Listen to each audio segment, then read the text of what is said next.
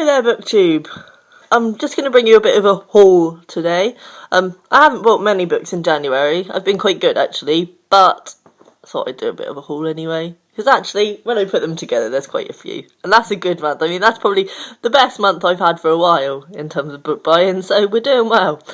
Firstly, I wanted to just say a little shout out to Sarah Churchill. She's welcomed me to the BookTube community and been really lovely and given me some advice. And her videos are amazing. I've been watching her for a while, so I just thought I'd put her link in the box below or whatever. And go and check her out, definitely. She's wicked. But definitely one of my faves, I'd say.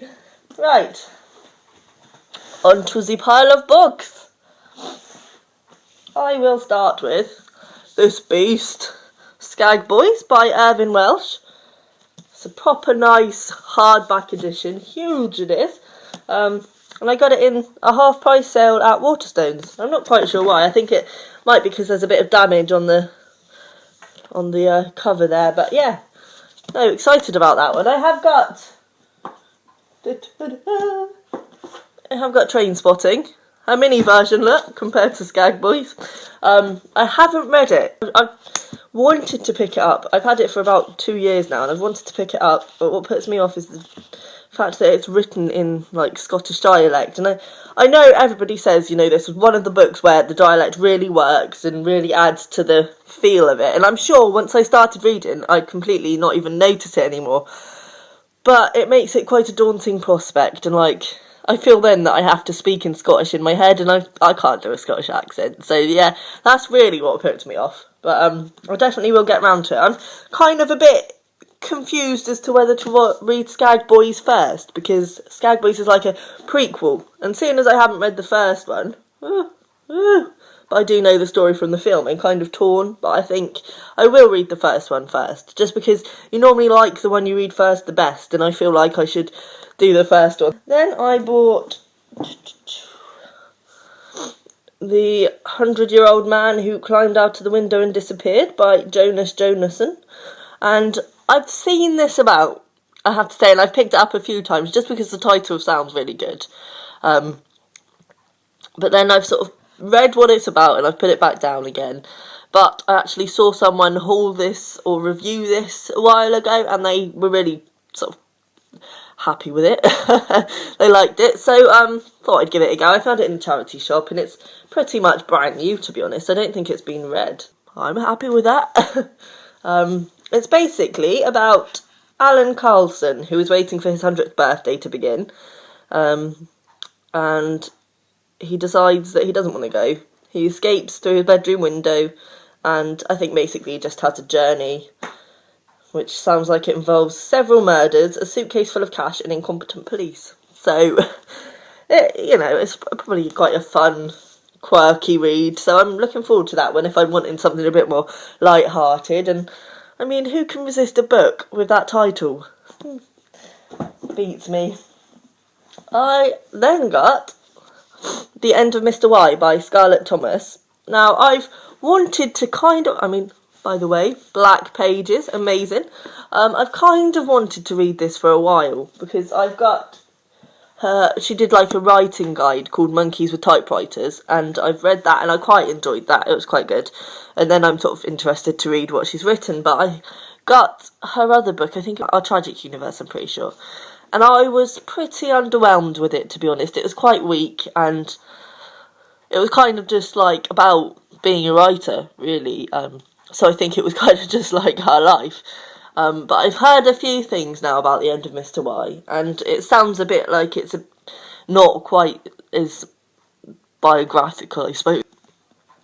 Hopefully I'll find this a bit of a stronger read, because, yeah, the other one just wasn't, sadly. It's basically about a second-hand bookshop, which is funny, because I got this in a second-hand bookshop.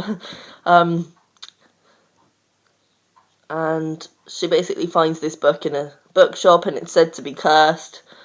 But she buys it, and it sounds like it takes her on some adventures. So that'll be good. Books about books, always a good thing. Then I got The Town in Bloom by Dodie Smith. Now, I've recently bought I Capture the Castle. It's there behind me. And I haven't read it yet, but everybody, I've never seen a bad review of that book. Everybody's like, it changed my life.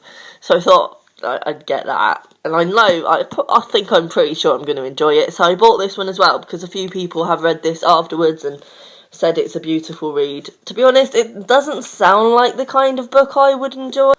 Oh, right. No, it's a Lancashire girl comes to London wanting to be an actress. And she meets a handsome actor. And it's just basically about meeting men and her life in London and such. So it sounds a bit like a dull read, but everybody's been really good about this one as well, so I'm going to give it a go. It's only a short read. I'm sure it'll be easy enough, and just a nice little... I mean, it's a pretty cover there, isn't it?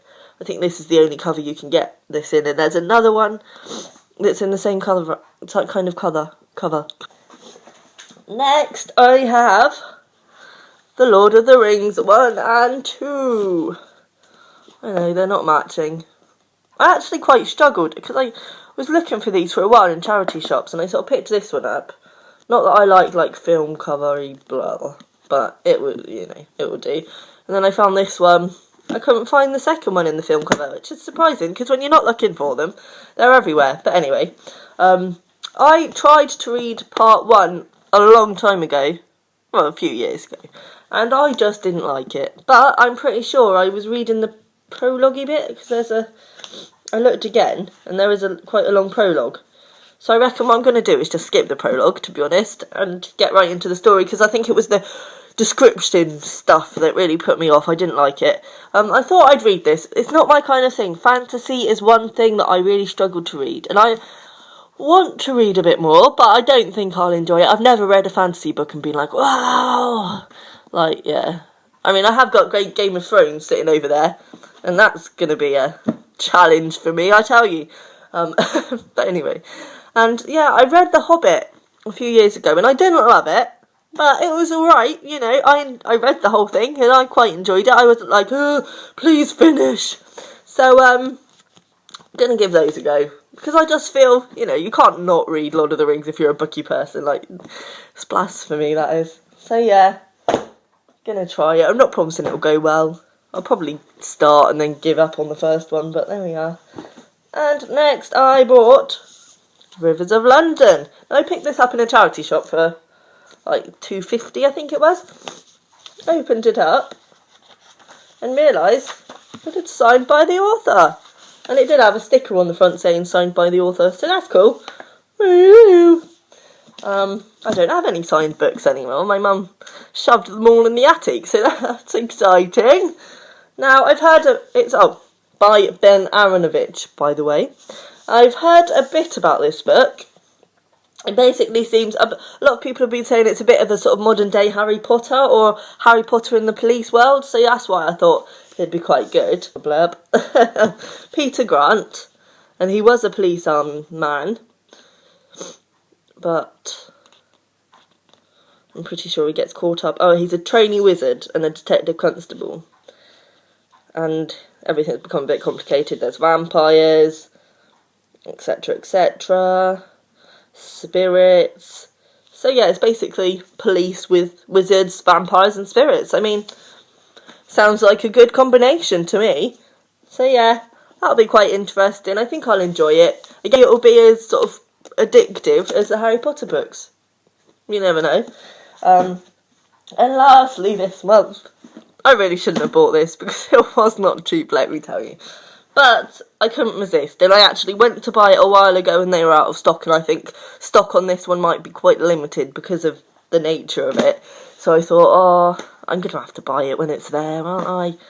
It is S by J.J. Abrams and Doug Dorst. Now it comes in this beautiful slip cover. And it looks like this. As you can see, it is done out as a library book, complete with sticker, and it's got a little book for loan in there.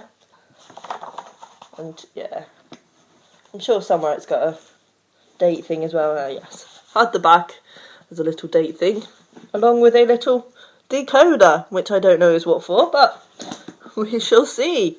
Basically, this book is 2 stories running alongside each other, really. It's the book itself, which is, I'm thinking, it does say here, it's about, I think it's a bit of a Moby Dick.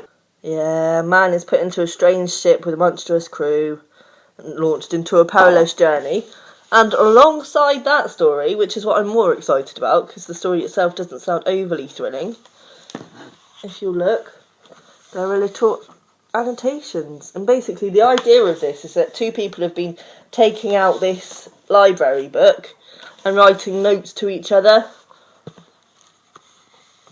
So there's like their story running alongside the story in the book, and alongside that there is all sorts of little inserts that they've obviously, whether they've left for each other or, I don't know, there's a bit of newspaper there. Oh no, they're all falling out. And there's little postcards. And I'm looking for a specific one. Like letters they've written each other. I mean, it's just beautiful. Honestly, never been so excited to hold a book in my life. This is the one I was looking for. There's a little napkin. Proper napkin material as well. With like a map on it. I won't open it out because I'm only going to lose all the pieces in here if I do that. But yeah, amazing. I actually saw this on Just Kiss My Frogs video. And I had to have it. I really did. I mean, as I say, it's not cheap. But you kind of don't mind paying the money when you actually see it, because the thought and the effort that must have gone into every single copy of this is just epic and beautiful. I mean, you know, somebody must have gone through and put all the inserts in the right pages, and wow, basically. I mean, I haven't read it. I don't know whether it's going to be as amazing as it looks, but I mean, I'm quite happy to own this and have it on my bookshelf, to be honest with you. It is gorgeous and such a good idea as well. I've never had such an interactive book, so I'm very, very excited about that. But yeah, that's everything for this month. So yeah, I haven't done great in terms of not buying. Well, not that I'm trying not to buy, but I always try not to buy, because as you can see, my buying, I mean, this is a good month, but generally my buying really exceeds my reading, so it doesn't work out great.